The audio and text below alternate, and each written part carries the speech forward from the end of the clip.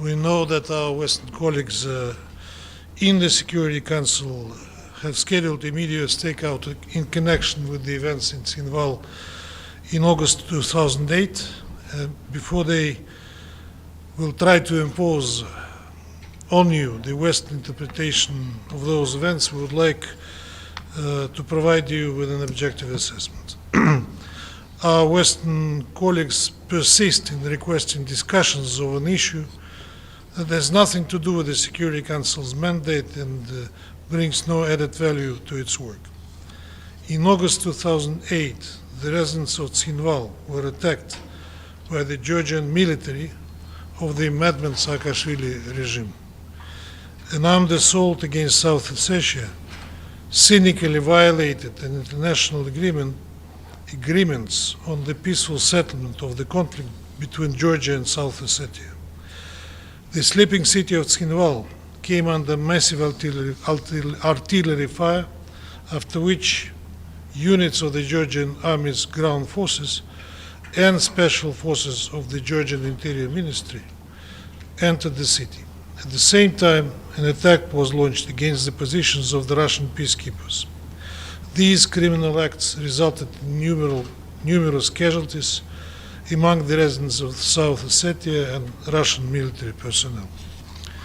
The unprovoked and carefully planned nature of the Georgian aggression was later officially confirmed in the report of the independent international fact-finding mission on the conflict in Georgia, established under the auspices of the European Union and headed by Swiss diplomat Heidi Talevini.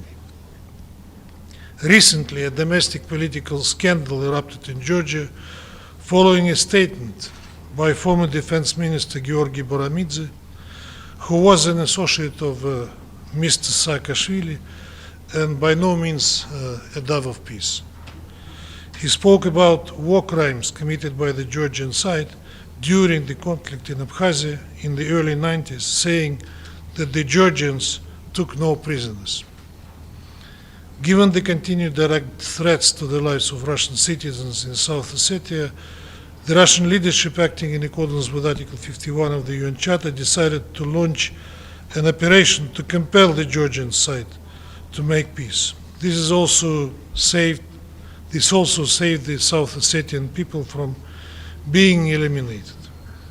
Having these same objectives in mind, our country recognized the independence of Abkhazia and South Ossetia on August 26, 2008. This is fully in line with the aspirations of their peoples, and Russia's cooperation with Abkhazia and South Ossetia serves as a stabilizing factor in the South Caucasus. In October 2008, a new negotiating format was launched. That is the Geneva International Discussions on Security and Stability in the South Caucasus. This format replaced the mechanisms for the settlement of the Georgian Abkhaz and Georgian South Ossetian conflicts, which collapsed as a result of the aggression.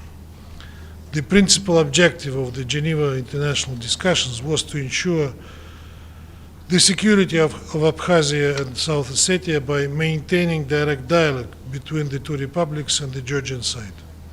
This format and its mechanisms for interaction between the parties helped in recent years to maintain relative calm along the Georgian, Abkhaz, and Georgian South Ossetian borders and to minimize the risks of an escalation of tensions on the ground. What should remain an absolute priority on the agenda of the international discussions of the South Caucasus is the conclusion of a legally binding agreement on the non-use of force between Tbilisi, Sukhum, and Tskhinval, as well as the launch of the process of border delimitation, followed by demarcation. This is imperative. Without resolving these practical issues, it will be impossible to ensure lasting peace and stability in the South Caucasus.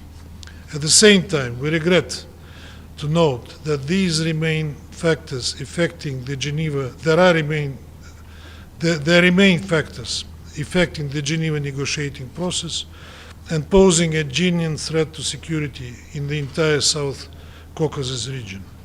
One such factor is the confrontational course pursued by the Georgian side, which seeks to use the platforms of various international organizations to discredit Russia and isolate Abkhazia and South Ossetia. The United Nations is no exception. This is also evidenced by the fact that every year Georgia introduces a highly politicized General Assembly resolution on internally displaced persons and refugees, which is considered without the participation of representatives of Abkhazia and South Ossetia. Nor can we accept our colleagues' hypocritical statements about human rights in the region. It is precisely due to Western sanctions that the residents of Abkhazia and South Ossetia find themselves isolated. We would also like to warn some of our colleagues against advancing a distinctive agenda on the Georgian track.